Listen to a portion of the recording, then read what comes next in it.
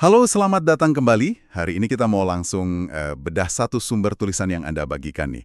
Fokusnya ke konsep jalan keselamatan, tapi spesifik dari kacamata Yesus Kristus ya, menurut teks jalan keselamatan yang terbuka bagi siapa saja yang mau. Kita coba kupas bareng deh, apa aja sih inti argumennya, poin-poin penting buat Anda. Oke, mungkin langsung aja ya, poin pertama yang, wah, ini cukup menonjol, klaim eksklusivitas. Teks ini kan mengutip Yohanes 14 ayat 6 ya, yang Yesus bilang, jalan dan kebenaran dan hidup. Satu-satunya jalan ke Bapa. Penulis teks ini ngelihatnya ini pernyataan yang unik banget. Bukan cuma ngajarin tentang jalan, tapi Yesus itu sendiri jalannya. Beda gitu ya. Betul, betul. Dan yang menarik itu cara teks ini menyusun argumennya. Habis ngomongin eksklusivitas tadi, langsung dikontraskan sama undangan yang sifatnya inklusif banget, terbuka gitu. Kan ngutip Yohanes 7 ayat 37 juga tuh, yang barang siapa haus, baiklah ia datang kepadaku dan minum. Nah ini ditekankan kalau panggilannya itu universal, buat siapa aja. Nggak peduli latar belakangnya apa, dosa lamanya gimana. Jadi keselamatan itu kayak hadiah relasi gitu ya, bukan karena ritual atau status. Oke. Nah, dari situ, teks ini lanjut lagi nih, bikin perbandingan sama pandangan keselamatan di kepercayaan lain. Disebutin sekilas soal misalnya Hinduisme atau Buddhisme, yang kata teks ini ya, soal reinkarnasi dan karma, itu hasilnya nggak pasti. Terus Islam juga disebut, yang menurut teks ini lagi nih, mengajarkan keseimbangan amal tapi tanpa jaminan pasti. Malah ngutip interpretasi penulis soal surah Al-Ahqaf ayat 9. Ajaran modern kayak New Age juga dibilang subjektif.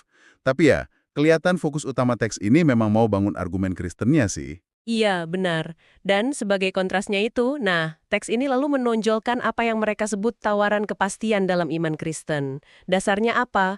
Menurut argumen penulisnya nih, bukan karena usaha atau kelayakan kita sebagai manusia. Sama sekali bukan, tapi murni inisiatif Allah. Nah, ini didukung sama kutipan Roma 5 ayat 8. Allah menunjukkan kasih-Nya. Kristus mati untuk kita waktu kita masih berdosa. Gitu kan? Ini jadi kayak pilar argumen kepastiannya. Pilar argumen ya. Oke. Terus ada lagi nih yang ditekankan banget, soal kebangkitan Yesus. Disajikannya itu bukan kayak legenda atau mitos, tapi sebagai fakta sejarah. Gimana tuh teks ini bangun argumen sejarahnya?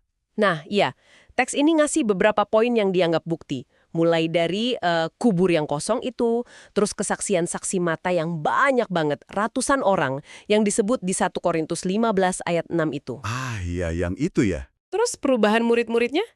Dari yang tadinya takut, jadi berani banget gitu kan.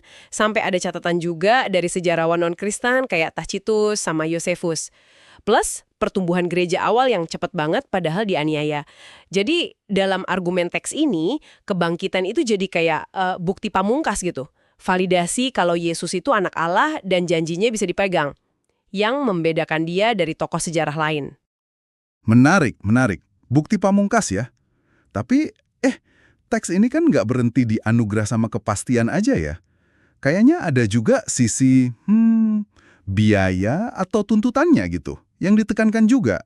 Mengutip Lukas 9 ayat 23 soal memikul salib setiap hari, itu maksudnya gimana ya menurut teks ini? Tepat sekali. Jadi memikul salib di sini tuh menurut teks ini bukan cuma pasrah menderita aja, tapi ada 3 komitmen aktif.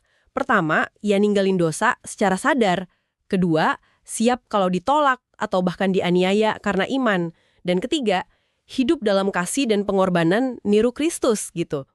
Tapi, nah ini penting juga, teks ini membingkainya bukan cuma sebagai beban loh. Kan dikutip ayat lanjutannya tuh, Lukas 9 ayat 24, yang bilang kalau kehilangan nyawa demi Yesus, justru itu cara buat memperolehnya. Jadi salib di sini tuh jalan menuju kemuliaan juga. Ada tuntutan komitmen yang radikal banget di samping anugerah tadi. Wah, oke. Jadi kalau kita coba tarik benang merahnya nih dari pembahasan teks ini, kesimpulannya kayak ada semacam tegangan atau paradoks gitu ya. Di satu sisi, jalan keselamatan lewat Yesus itu dibilang pasti, anugerah, terbuka buat semua, didukung bukti sejarah pula. Iya, Tapi di sisi lain, jalannya dibilang sempit, nuntut penyangkalan diri habis-habisan, komitmen memikul salib itu tadi. betul. Teks ini kayaknya mau ngasih gambaran kalau keselamatan itu memang hadiah cuma-cuma, diterima pakai iman aja. Tapi, sekaligus itu panggilan buat berubah total, hidup dalam ketaatan, komitmen penuh sama ajarannya. Jadi bukan cuma nerima pasif, tapi ada perubahan hidup yang aktif dan, wah, dalam banget. Menarik sekali ya. Nah, sebagai penutup nih dari telaah sumber kita kali ini, mungkin ada satu pertanyaan yang bisa jadi bahan renungan buat Anda di rumah. Berdasarkan apa yang dipaparkan teks ini tadi, gimana ya Anda melihat hubungan antara tawaran anugerah yang katanya gratis banget itu dengan tuntutan komitmen pribadi yang kesannya kok tinggi banget, bahkan radikal tadi? Sesuatu untuk dipikirkan lebih lanjut mungkin ya.